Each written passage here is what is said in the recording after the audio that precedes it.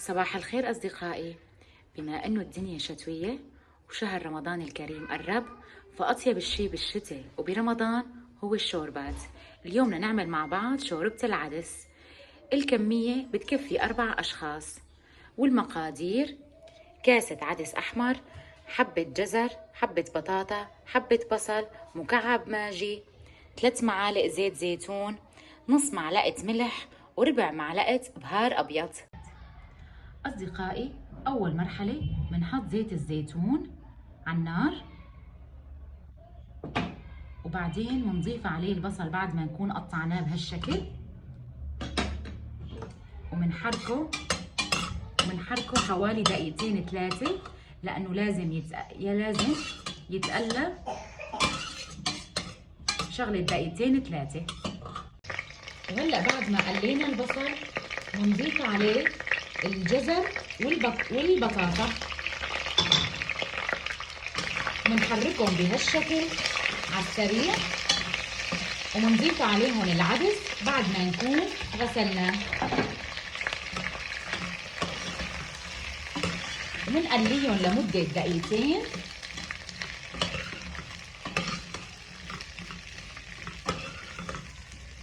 هيك بنعيدهم على النار لمدة دقيقتين.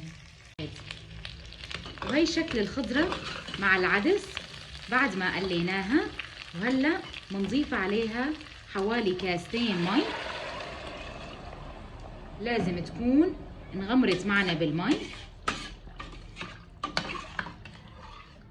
بنحركها بشكل جيد، وبنضيف عليها مكعب الماجي،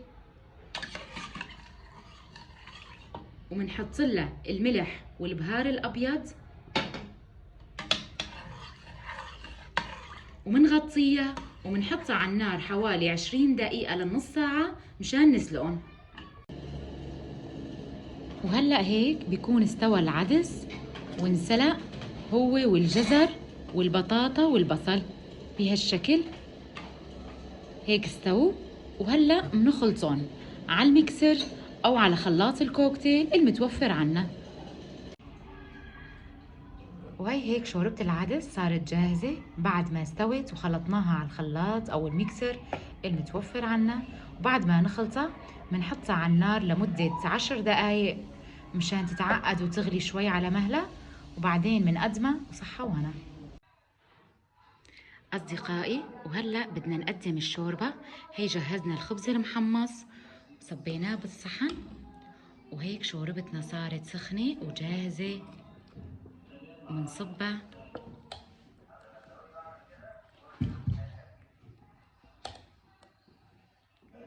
صارت طيبة ولذيذة، وممكن نحط لها ليمون نعصر لها، وممكن نرش لها كمون، كله حسب الرغبة.